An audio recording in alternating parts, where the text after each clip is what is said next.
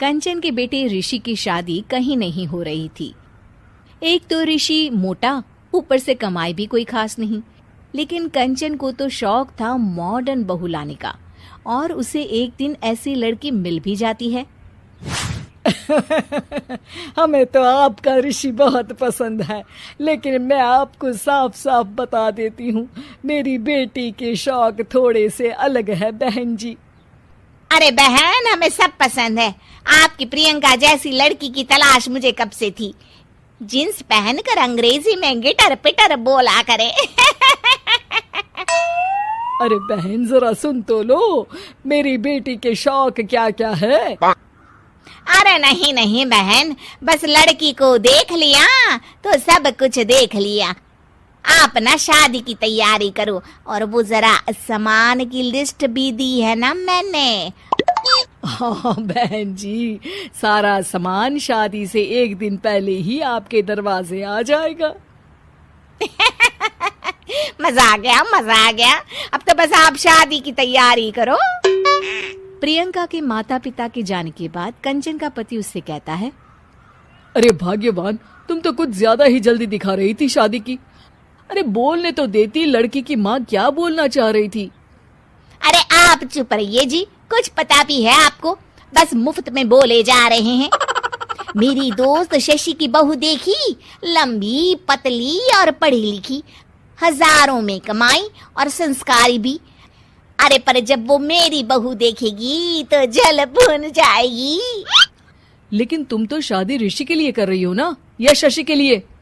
तुम्हारा लड़का कुछ कमाता भी नहीं है, और शरीर भी भगवान की दुआ से फूलता ही जा रहा है। फिर बोले आप हैं? फिर बोले आप? मैंने कहा ना, प्रियंका जैसी जींस पहनकर अंग्रेजी झाड़ने वाली बहू किस्मत वालों को ही मिलती है। चुप रहिए आप। पति के लाख कहने पर भी कंचन ऋषि की शादी प्रियंका से करवा देती है। लेकिन प्रियंका जैसे ही घर में आती है, वैसे ही जोर जोर से चिल्लाकर नाचने लगती है। आज मेरे यार की शादी है, आज मेरे यार की शादी है। अरे नाचो मां नाचो। आज मेरे यार की शादी है। कंचन, उसका पति और ऋषि ये देखकर हैरान रह जाते हैं। लग रहा है बहू को शादी की बड़ी खुशी है। हाँ हाँ, बहू क्यों नहीं, हम भी नाचेंगे। अरे नाचो नाचो जी, मुंह क्या देख रहे हो, चलो चलो नाचो, बहू कह रही है।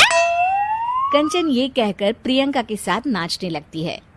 ऋषि और उसके पिता वहां से चले जाते हैं। अगले दिन कंचन अपनी सहेलियों को प्रियंका से मिलवाने के लिए घर बुलाती है, जहाँ शशि भी आती है। अरे शशि, कैसी हो? मैं ना तुम्हें प्रियंका से मिलवाती हूँ। अरे सच में बहुत ही एडवांस सोच की लड़की है। कितने मॉडर्न ख्यालात है उसके, पता है तुम्हें? अरे हाँ कंचन, जरूर।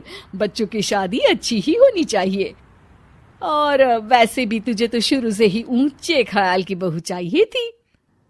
तभी कंचन की सहेली कहती है, अरे कंचन, बुलाओ ना प्रियंका को, हम भी मिल ले।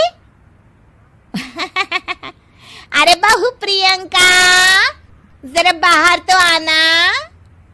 कई बार आवाज देने के बाद भी प्रियंका बाहर नहीं आती है, तो कंचन को बुरा लग जाता है।